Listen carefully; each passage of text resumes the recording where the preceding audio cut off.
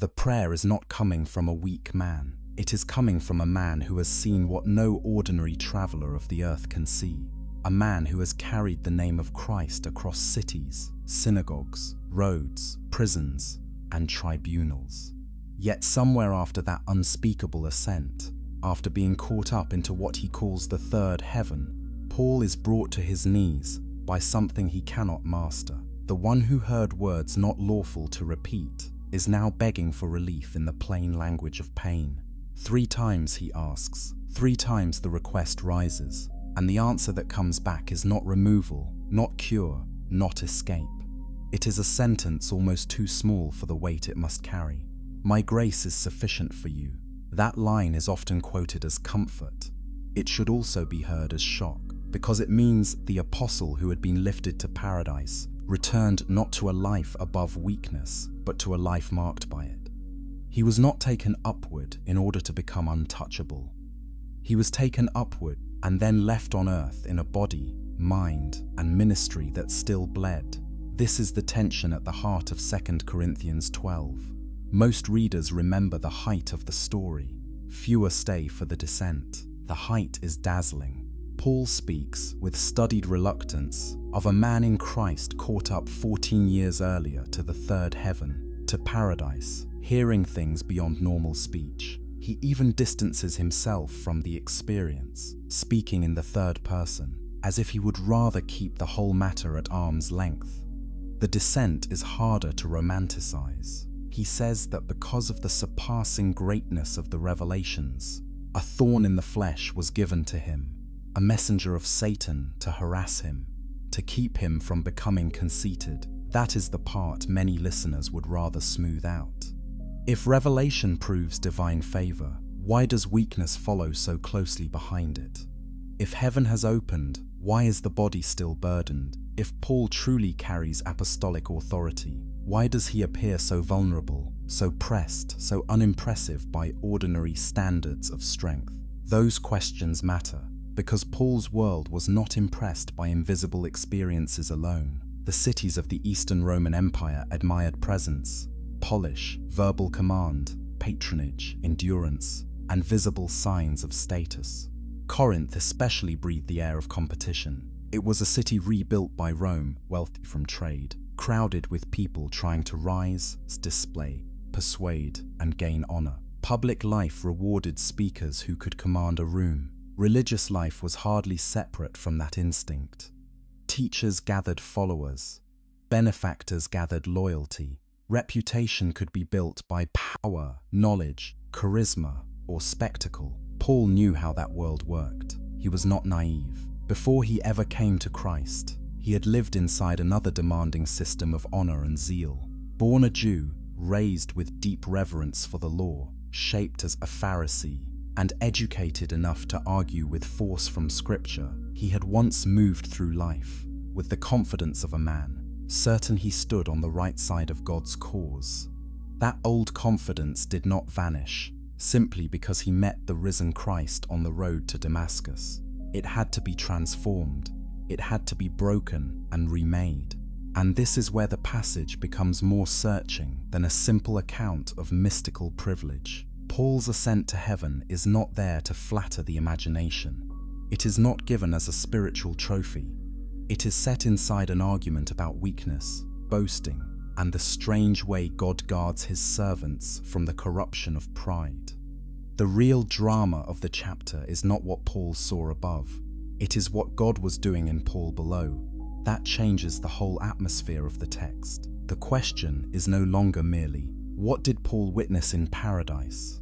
The question becomes, why would God entrust such a revelation to a man and then refuse to remove the suffering that followed? Why join treasure to frailty, visioned limitation, authority to dependence? Because in Paul's case, as in so much of the biblical story, the danger after revelation is not ignorance, it is exaltation of self. Pride can wear rough clothes or religious robes. It can feed on failure or success, but it finds especially rich soil wherever a person begins to confuse what has been given by God with what belongs to the self by right. The man who has seen much may start to believe he is much. The vessel may start to imagine it is the treasure. Paul was not spared that risk by being an apostle.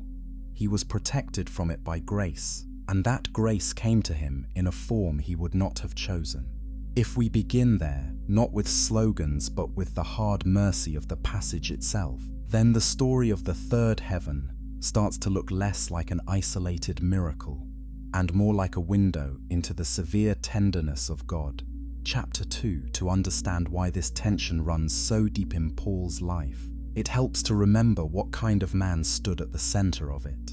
Paul did not arrive on the stage of Christian history as a soft, uncertain figure drifting towards spirituality.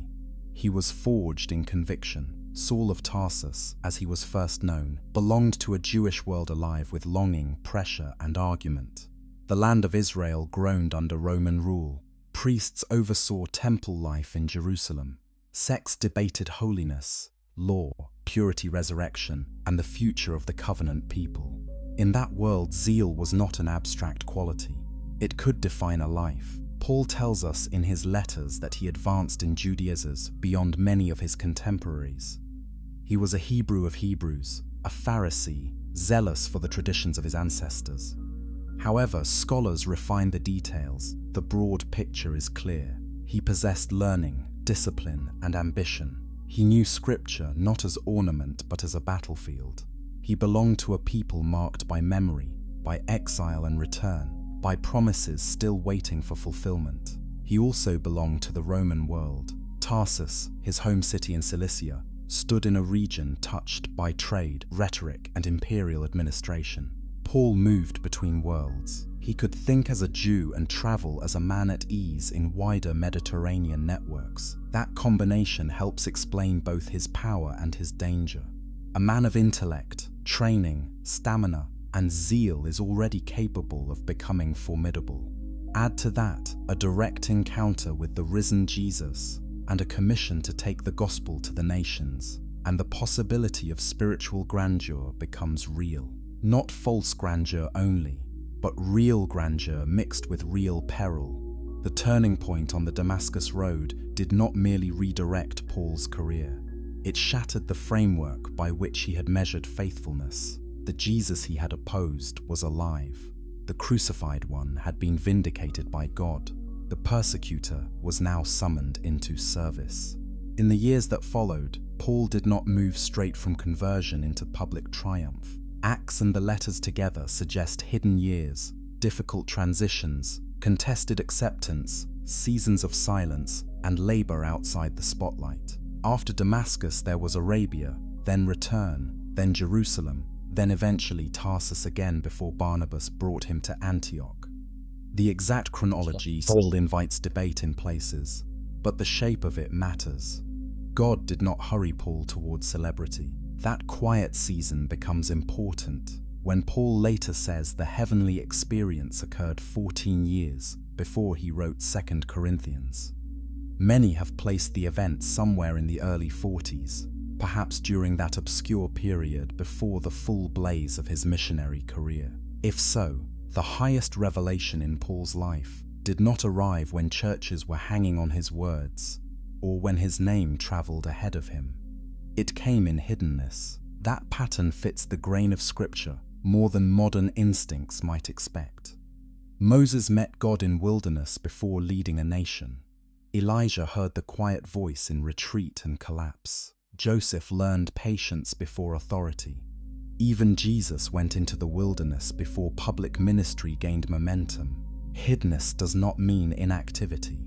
It means preparation away from applause. And preparation in the Bible is rarely clean. It involves delays, losses, disorientation, pruning, unanswered questions, and the slow remaking of desire. God is not only interested in giving truth to a servant, He is interested in shaping the kind of servant who can bear it without being consumed by it. That concern surfaces plainly in Paul's own explanation.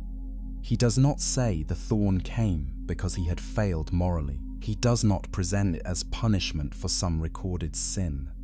He says it was given because of the abundance of the revelations, to keep him from becoming conceited. The issue, then, is not scandal but safeguarding. The future danger lay not in open rebellion, but in inward inflation. That is a profoundly biblical danger. Israel received law, temple, priesthood, promises, and prophetic warnings, yet again and again trusted the gift without honoring the giver. Kings confused anointed office with personal invincibility. Prophets could be opposed by priests certain they stood near sacred things. The closer one comes to holy realities, the more subtle the temptation becomes.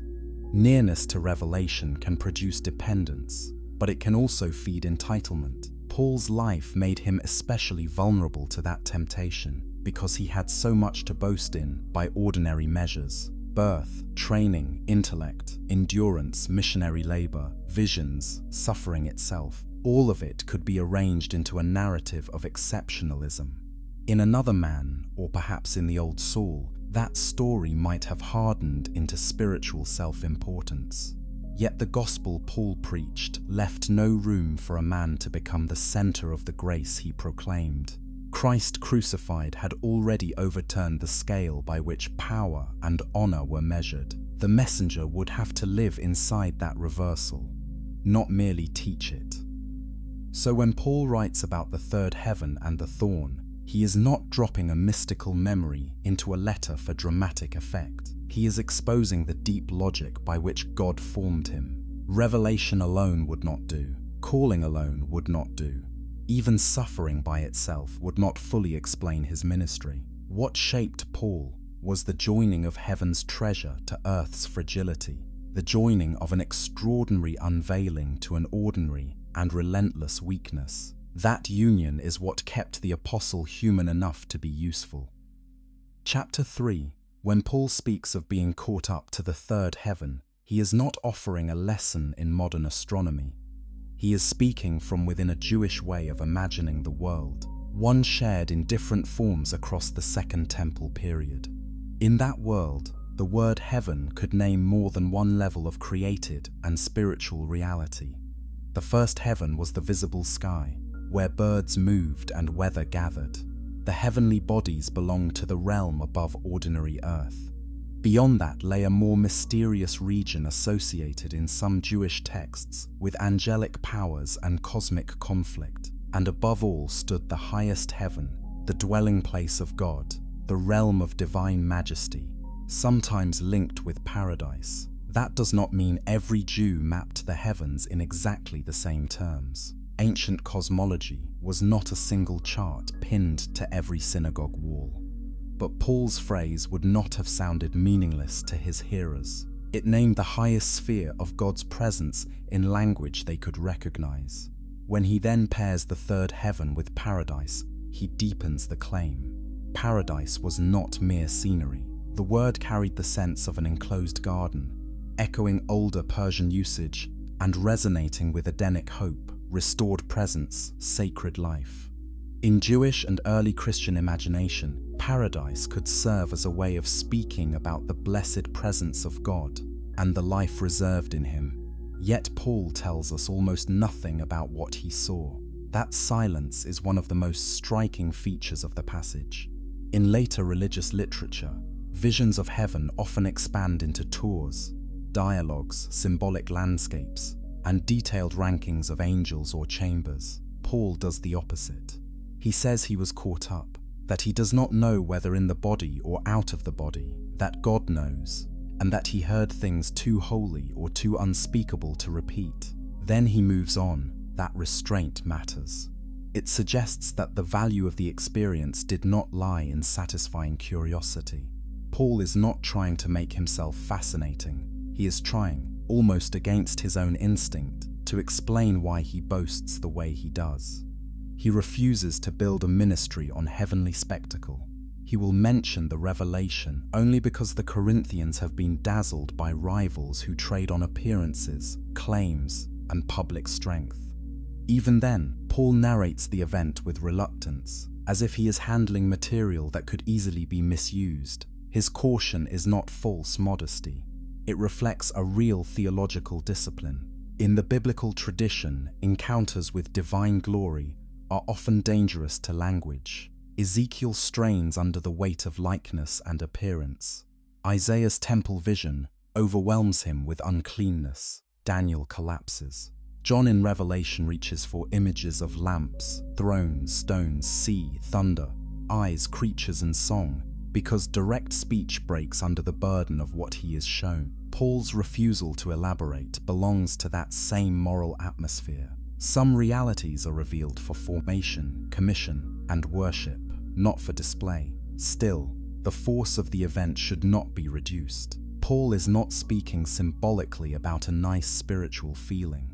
He treats this as an actual divine act, a real catching up into the highest heaven, an authentic audience with mysteries that exceeded ordinary human speech. Whatever later interpreters have added, the text itself presents a genuine encounter with God's own realm.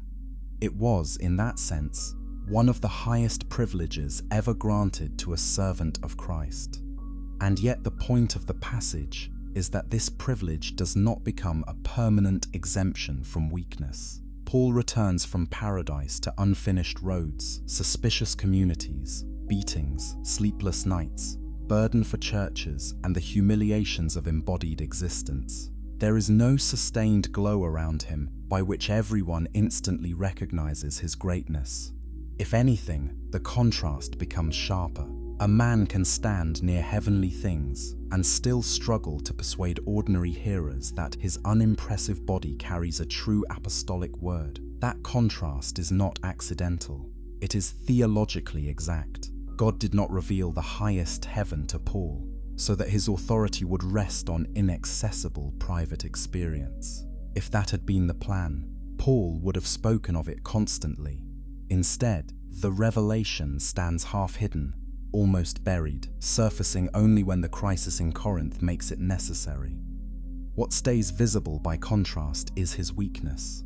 That is what gives the passage its hard edge. If we only look upward with Paul, we miss the design. The ascent matters because it creates the conditions under which the thorn becomes intelligible. The greater the revelation, the greater the danger of pride.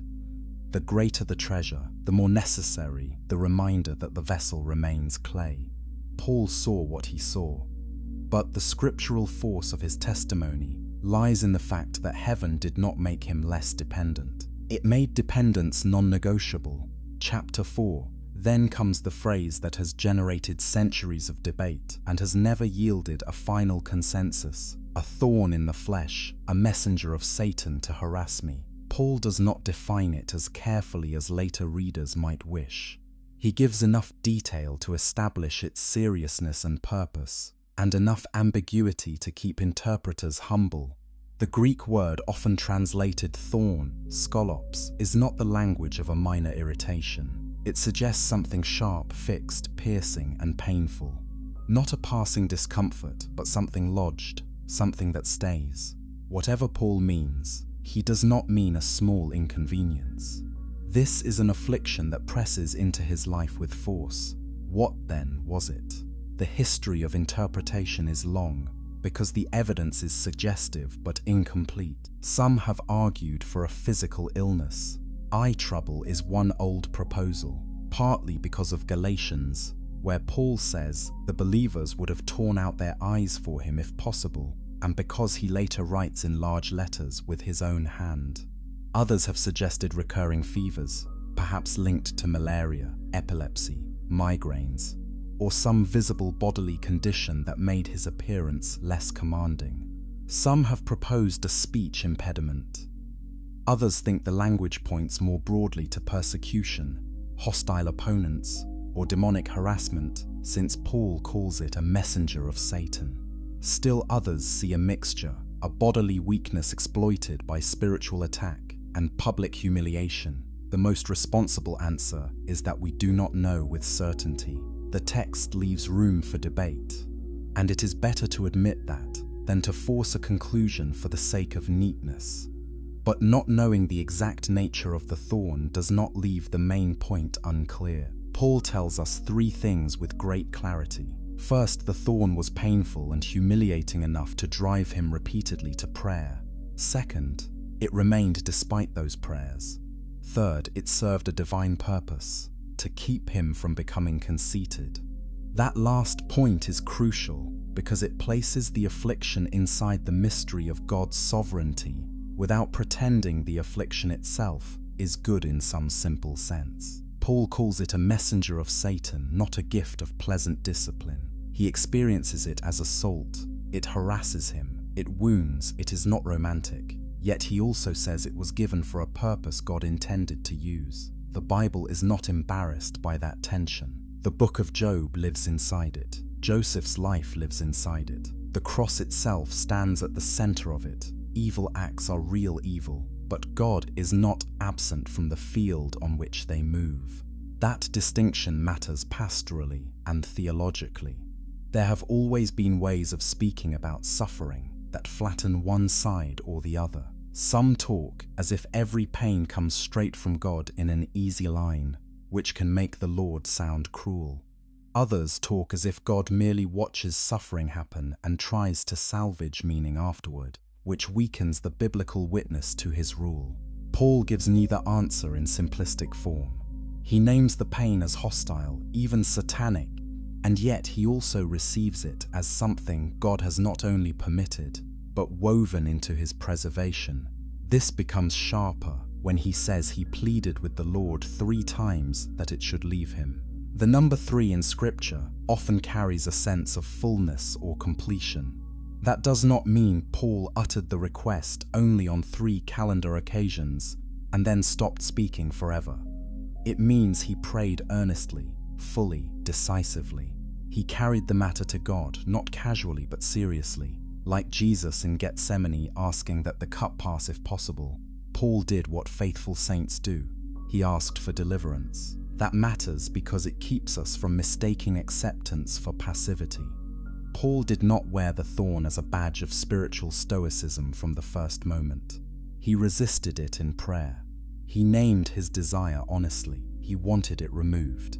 Faith is not the refusal to cry out. Sometimes faith begins in the cry itself, and the answer he receives is not explanation in the abstract. God does not tell Paul exactly why the thorn feels the way it does on every given day. He gives him a word to live on. My grace is sufficient for you, for my power is made perfect in weakness. That is not a dismissal. It is a revelation of another order. Paul asked for changed circumstances. He was given instead a changed understanding of where divine power chooses to dwell. The thorn, then, becomes more than an affliction. It becomes a site of theology, not because suffering is noble on its own, but because in that precise place Paul learns that weakness is not simply the obstacle to usefulness. Under grace, weakness can become the very condition in which Christ's power rests most visibly on a human life. Chapter 5. The full force of that lesson becomes clearer when we remember where Paul was writing and whom he was trying to answer. 2 Corinthians is among his most personal and emotionally exposed letters. It is not composed from a calm distance. It comes out of strain, reconciliation, defense, and deep pastoral concern. His relationship with the Corinthian church had been troubled. He had planted the community, taught them, suffered for them, and then watched rival voices move in. These opponents, whom Paul later labels with bitter irony as super-apostles, apparently presented themselves with the kinds of credentials Corinth could easily admire. We can only reconstruct them in outline, but the contours are revealing. They valued polished rhetoric, visible strength, and perhaps forms of spiritual prestige that looked more impressive than Paul's battered life. In the honor-shame culture of the ancient Mediterranean, a teacher's bodily presence, verbal ability, patronage ties, and public confidence mattered. Corinth was a city accustomed to performance and display. A speaker who looked weak suffered often, labored with his own hands, and refused to market himself according to ordinary standards could be dismissed as second-rate. Paul seems painfully aware of this. At one point he quotes the complaint, "His letters are weighty and strong, but his bodily presence is weak and his speech of no account." That is not a modern review of style. It is an attack on authority. In a world where presence and power traveled together, visible weakness looked like disqualification. So how does Paul answer? Not by constructing a rival performance, not by turning the third heaven into propaganda, not by drowning the church in spiritual spectacle. Instead, he does something almost unthinkable in that cultural setting. He boasts in weakness. This is not because weakness is attractive in itself. Paul is not inventing a cult of frailty. He is exposing the false scale by which his rivals measure spiritual legitimacy. If the gospel centers on a crucified Messiah, then the pattern of divine action has already overturned the world's assumptions about status. God chooses what seems foolish to shame the wise. He chooses what seems weak to shame the strong. Paul had written that earlier to the Corinthians, but now he must embody it before them in a far more personal way. That is why the passage about the third heaven arrives with such careful framing. Paul will mention visions and revelations of the Lord, but only because the situation almost forces his hand. Even then, he refuses to boast in them as the foundation of his ministry. The revelation is real, but it is not what he wants the Corinthians to rest on. He would rather boast in things that expose his dependence: imprisonments, beatings, danger, anxiety for the churches, hunger, sleeplessness, the scars of a body not protected from history. This is more than rhetoric. It is a theological claim about where Christ's authenticity is seen. In a city like Corinth, where polished self-presentation could masquerade as spiritual excellence, Paul insists that weakness born under grace may tell the truth more clearly than charisma ever can. The apostle who has seen paradise and the apostle who looks battered in public are the same man.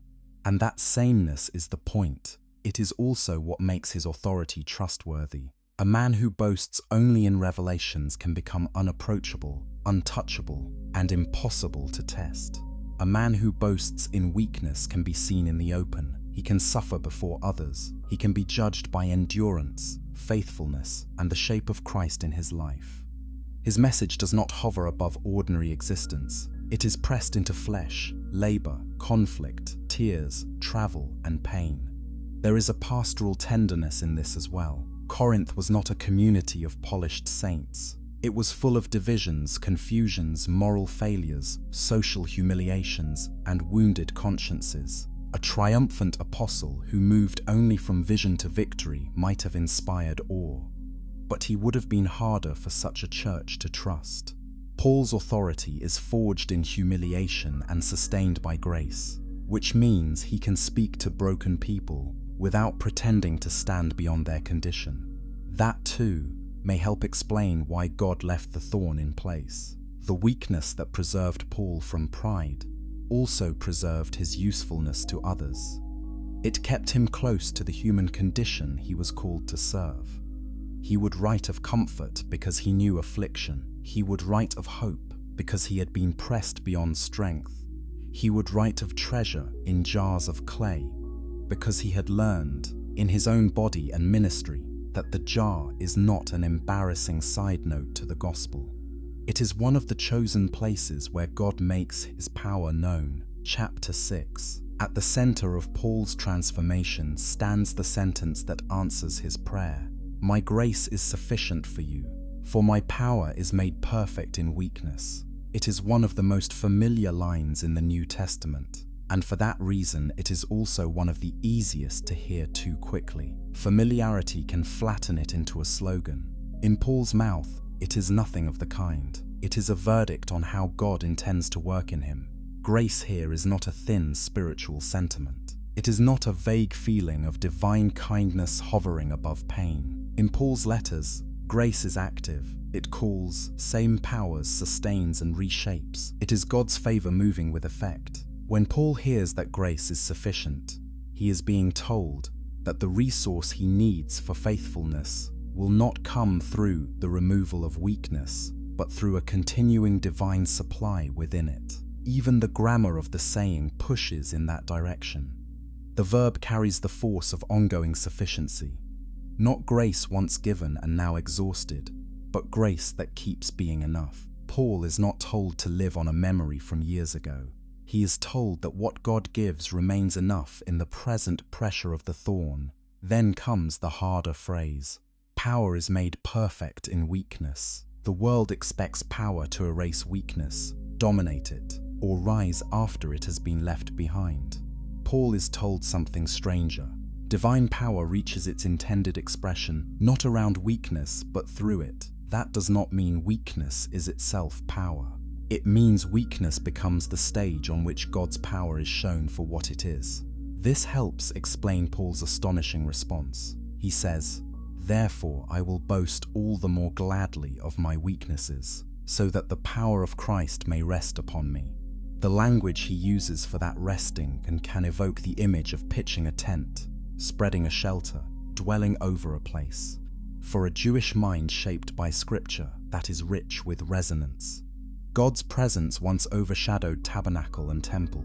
Glory dwelt where God chose to place his name. Now Paul speaks as though the power of Christ chooses to dwell over a weak and afflicted servant. This is not less than temple language. It is a transposition of sacred presence into the space of human frailty. The body marked by weakness becomes the site where divine strength is known, not because the body is glorious in itself, but because Christ refuses to abandon it. That opens one of the deepest paradoxes in Paul's theology. He can say, "When I am weak, then I am strong," not because he has learned to enjoy pain for its own sake, not because suffering is secretly pleasant, but because weakness, once submitted to grace, is where self-sufficiency is stripped away and divine sufficiency is discovered. The strong man in the ordinary sense relies on visible capacities, controllable outcomes, and personal command. The truly strong man in Paul's sense is the one whose life is held together by a power not his own. This is why the thorn cannot be treated as a side detail. It is the instrument by which Paul is taught to live from grace rather than from revelation as possession. Without it, the heavenly vision could have become private capital, something stored, displayed, or traded on. With it, revelation is forced into humility. Treasure remains treasure, but the vessel never forgets it is breakable. That image of vessel and treasure, while not stated in 2 Corinthians 12 in exactly those terms, belongs to the wider fabric of Paul's thought. Earlier in the same letter he has said, "We have this treasure in jars of clay, to show that the surpassing power belongs to God and not to us." There is the whole logic in miniature. God does not always choose polished marble for his work. He chooses clay, common, fragile, crackable clay, not because the vessel is worthless, but because its fragility keeps the source of glory clear. In that sense, the thorn is not merely a wound, it is a guardian. It keeps Paul from mistaking himself for the revelation entrusted to him. It stops the servant from becoming the message. It preserves the line between apostle and Lord. And that means God's answer to Paul is not harsh indifference, it is severe mercy. The mercy is severe because it does not grant what Paul desires most in that moment. It does not spare him the daily abrasiveness of affliction, but it is mercy because it preserves him for truth, for humility, for usefulness, and for a form of strength the world cannot manufacture. Grace is sufficient not because pain becomes unreal, but because God's presence refuses to become unreal inside pain. Chapter 7. Once that logic is grasped, Paul's life after the revelation looks different. His sufferings no longer appear as embarrassing contradictions to his calling. They become part of the way his calling is carried. This does not make his hardships lighter in themselves. He still knows beatings, hunger, danger from robbers, danger from his own people and from Gentiles, sleepless nights, cold, exposure, and the inward pressure of concern for the churches. But they are no longer interpreted as signs that heaven has forgotten him.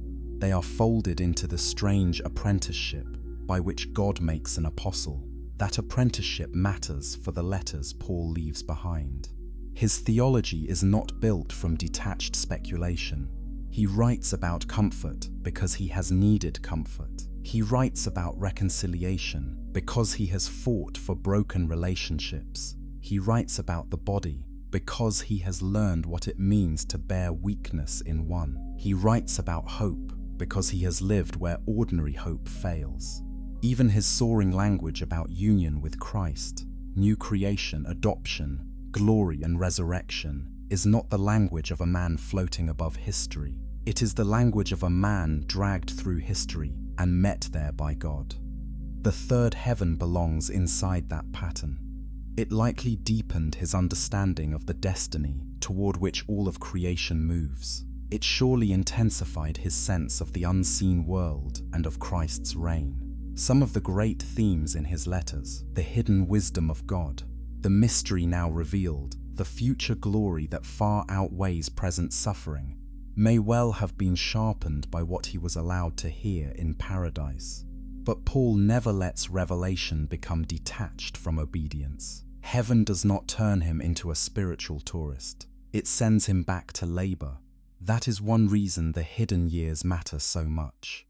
If the vision came in a period of relative obscurity, then God gave Paul the highest glimpse before giving him broad recognition. That sequence protects the soul. Public success can distort private revelation by making it feed the appetite for status. Hiddenness forces a man to learn whether God is enough before crowds arrive.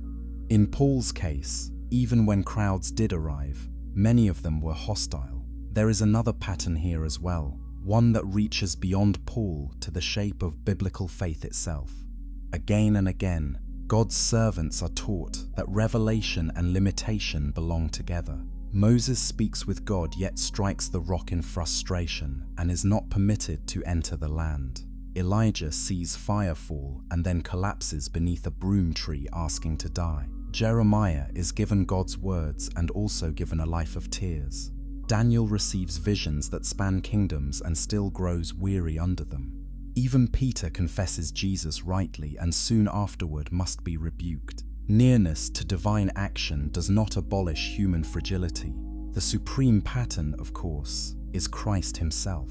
Not in the sense that he needed correction from pride, as Paul did, but in the sense that divine purpose moved through suffering rather than around it.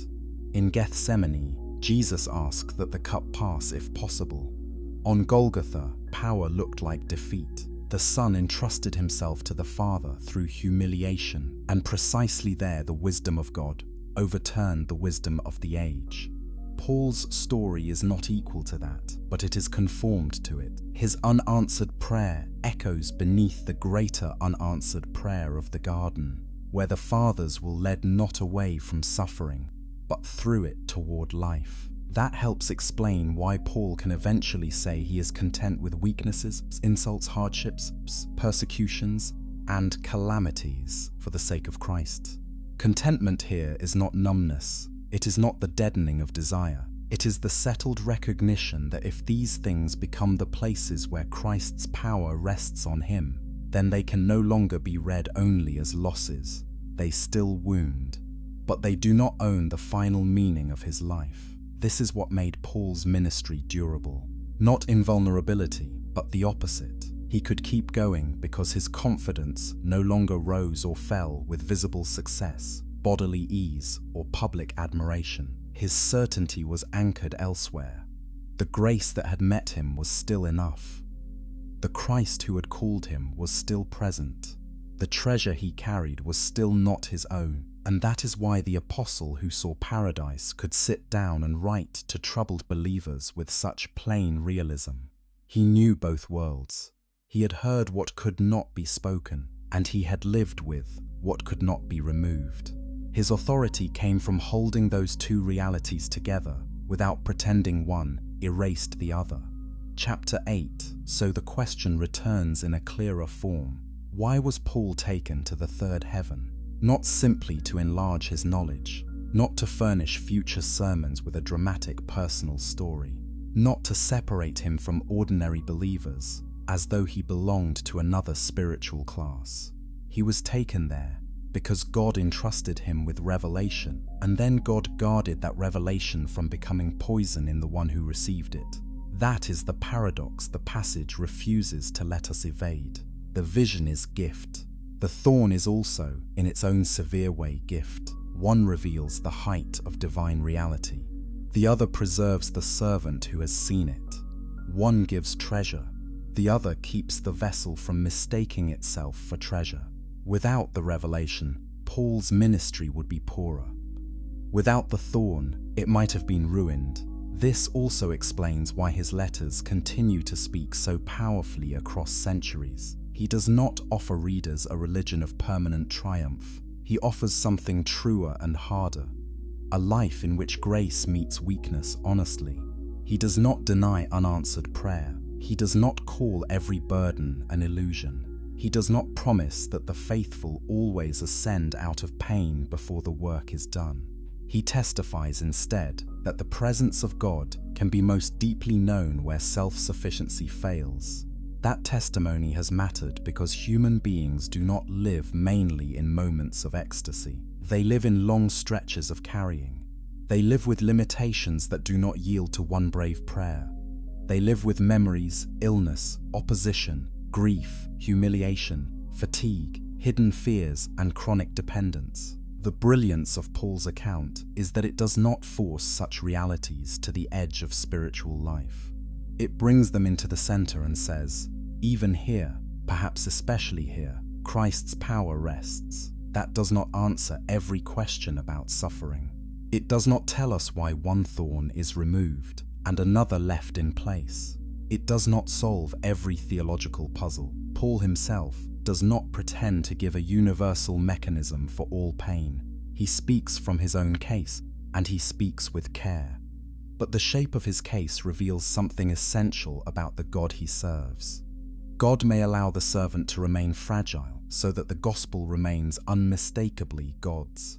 Seen that way, the line between the third heaven and the thorn is not accidental. It is a single movement of formation. Paul is shown glory and then taught how not to claim it. He is entrusted with mysteries and then taught to stand among the weak without superiority. He's given authority and then taught to exercise it without self-exaltation. He learns slowly and painfully that the apostle most fit to speak of grace is the apostle who cannot live without it. That is why the closing note of the passage is not bitterness. It is not resignation in the empty sense. It is strange joy. Not joy in pain as pain, but joy in the certainty that Christ has chosen not to abandon him to it. The thorn remains, but grace remains as well. The harassment continues, but so does the indwelling power of the Lord. Weakness persists, but it is no longer a verdict of uselessness. It has become a dwelling place, and that brings the story to its deepest answer. Paul was caught up to the third heaven so that heaven's reality would shape his ministry. He was given the thorn so that heaven's reality would not destroy his humility. The two belong together. Revelation without limitation might have produced a brilliant ruin. Limitation without revelation might have crushed him.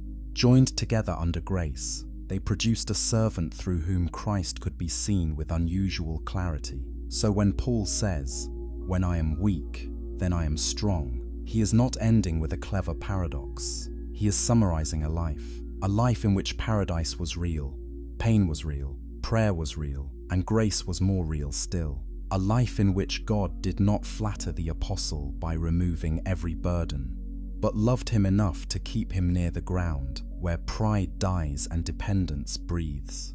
A life in which the treasure of heaven was carried all the way to the end, in a fragile and thorned vessel. That is why the passage still stands with such force. It does not merely tell us that Paul saw heaven, it tells us what God intended to make of the man who saw it. And the answer is not a spiritual celebrity.